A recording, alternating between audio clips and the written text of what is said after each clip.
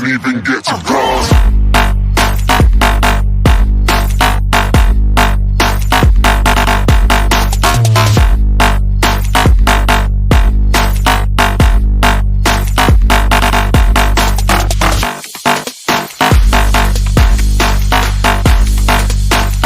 Hello friends, एक बार फिर से स्वागत है आप सभी का हमारे YouTube चैनल डायनामो फैक्ट्स में। आज मैं आपको बताऊंगा बहुत ही मजेदार फैक्ट्स जिसको देखकर आप चौंक जाएंगे और कहेंगे हाउ इज दिस पॉसिबल। आज की वीडियो में मैं आपको दुनिया भर के 10 मिस्टीरियस फैक्ट्स के बारे में बताऊंगा। तो मजेदार फैक्ट्स के लिए बने रहिए मेरे साथ और सब्सक्राइब कर दीजिए मेरे चैनल डायनामो फैक्ट्स को और बेल आइकन को दबा दीजिए नए नए वीडियो के अपडेट्स पाने के लिए। तो चलिए चलते हैं दुनिया से जुड़े कुछ मजेदार फैक्ट्स की तरफ। 10th नंबर पर है जाइंट पाइप। शायद ही आप में से किसी ने इतने बड़े पाइप को देखा होगा।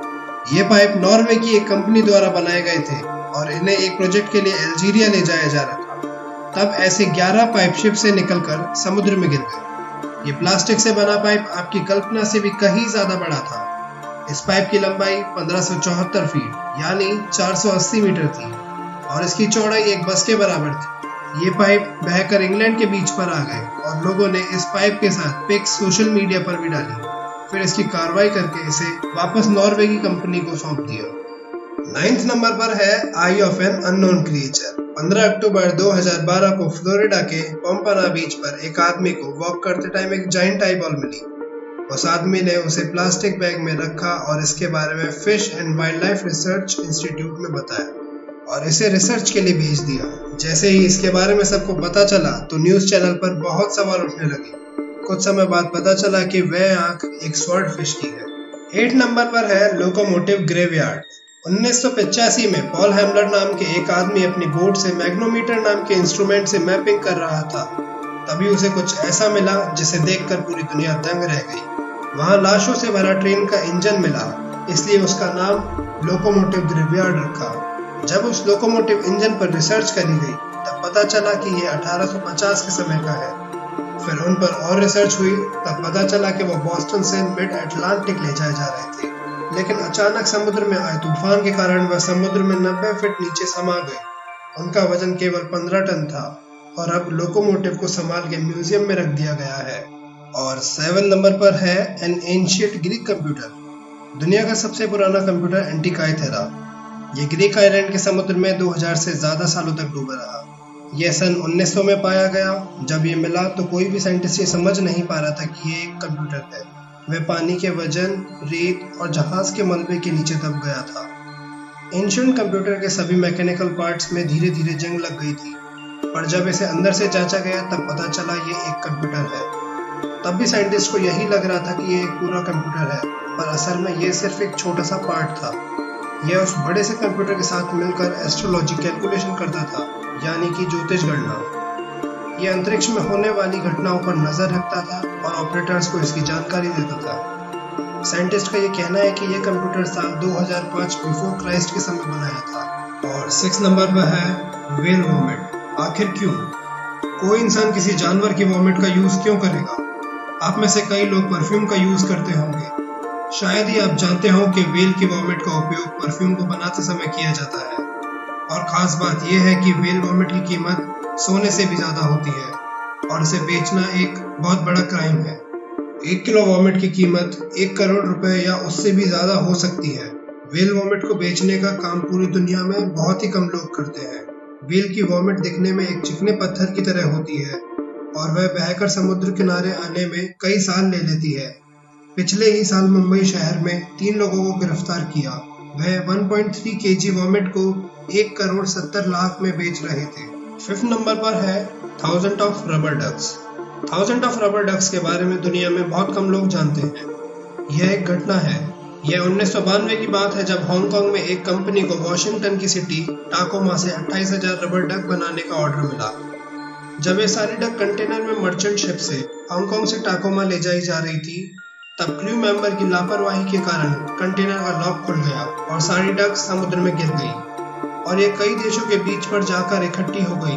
1996 में टाकोमा सिटी के बीच पर पहुंची और ये सारी रबर डक्स 17,000 मील की दूरी तय कर चुकी है और इन डक्स को 2003 और 2007 में यूके, साउथ अफ्रीका और ऑस्ट्रेलिया के बीचेस पर देखा गया। ऐसा बताया जाता है कि आज भी काफी डक्स समुद्र में तैर रही है। 4th नंबर पर है कंटेनर्स। एमएससी नेपोली नाम का शिप एक तेज तूफान में टूट गया, जिसके कारण उसके 40 कंटेनर बहकर इंग्लैंड के ब्रांसकॉम नाम के बीच पर आ गए। उसमें वाइन के बैरल्स और BMW बाइक्स ट्रांसपोर्ट हो रही थी। सारे कंटेनर्स एक बीच पर लहरों के साथ बहकर आ गए, और जिसमें से लोगों ने 50 BMW बाइक्स और साथ ही उसके कुछ स्पेयर पार्ट्स और कुछ वाइन के बैरल चुरा लिए। पेट्रोलिंग पुलिस ने सभी लोगों को वार्निंग दी कि 28 दिन में सभी बाइक्स और स्पेयर पार्ट्स लौटा दे, नहीं तो उनके खिलाफ सख्त कार्रवाई होगी। 3rd नंबर पर है मरियाना ट्रेंच। मरियाना ट्रेंच के बारे में आप में से कुछ लोगों ने सुना होगा। ये जापान के पास मरियाना आइलैंड से 200 किलोमीटर दूर है, इसलिए इसका नाम मरियाना ट्रेंच लिया।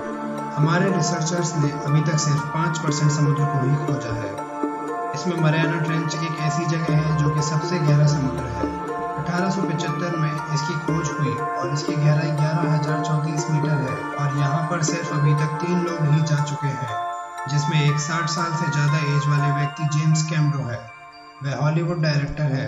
वह अकेले इसकी गहराई में गए और उन्होंने बहुत अजीब चीजें देखी। लाइट वाली फिशेस और कई और पानी के जानवर, जैसे बैरल आई फिश, सी डेविल फिश, जो कि समुद्र की गहराई में खुद की लाइट से रहते हैं। और ये दावा किया जाता है कि इसकी गहराई में मेगलाडॉन जैसी बड़ी शार्क हो सकती है। इसको अभी तक किसी ने प्रूफ नहीं किया। मेगलाडॉन दुनिया की सबसे बड़ी शार्क है। इसकी लंबाई 70 फीट यानी कि 7 मंजिल की बिल्डिंग जितनी लंबी। मरियाना ट्रेंच की गहराई माउंट एवरेस्ट की हाइट से भी ज्यादा है, या फिर आप कह सकते हैं कि 13 बुर्ज खलीफा को एक के ऊपर एक लगाया जाए तो भी मरियाना ट्रेंच की गहराई ज्यादा होगी। 2nd नंबर पर है द्वारका की सनकेन सिटी, जो हमारे भारत के गुजरात स्टेट में है। इस शहर को भगवान श्री कृष्ण ने बसाया था। ऐसा क्या हुआ जिससे नगरी पानी में चली गई? समुद्र की गहराई में आज भी इसके अवशेष पाए जाते हैं।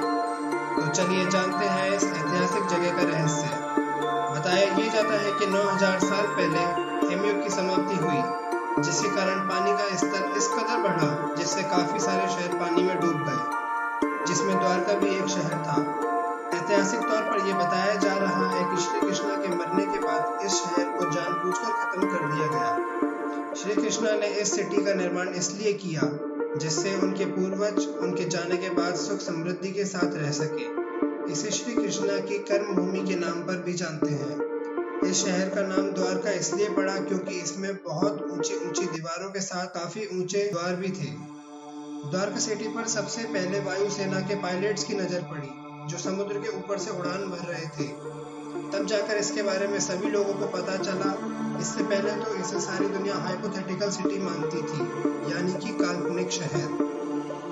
इन सब से यह साबित होता है कि भगवान होते हैं। जो लोग ये मानते हैं कि भगवान नहीं होते, उनके सामने ये एक भूत का सबूत बनकर खड़े हैं। फिर इसकी खोज के लिए प्रोफेसर राव और उनकी टीम ने जांच की, जिससे पता चला कि यह शहर काफी पुराना है और यहाँ कई अवशेष मिले, जिससे द्वारका शहर होने का दावा किया जाता है। और इसकी जांच के लिए अमेरिका, इजराइल, इंडिया जैसे बड़े देशों के आर्कियोलॉजिस्ट ने वहां मिली चीजों की जांच की। 1st नंबर पर है एरिया 51। क्या है ये एरिया 51? क्या होता है यहाँ पर लोगों का आना क्यों मना है? तो चलिए आज हम बात करते हैं एरिया 51 के बारे में, जिसकी सच्चाई को जानकर रह जाएंगे आप भी हैरान। ये अमेरिका के नेवाडा में लास वेगस से 134 किलोमीटर दूर स्थित एक मिलिट्री बेस है, जहां पर अमेरिका अपने सारे जेट्स और न्यूक्लियर बॉम्ब का एक्सपेरिमेंट करता है। पर लोगों का ये मानना है कि वहां एलियन आते हैं और पिछले कई हजारों साल पहले से आ रहे हैं। इसके बारे में बॉब लजार को पता था।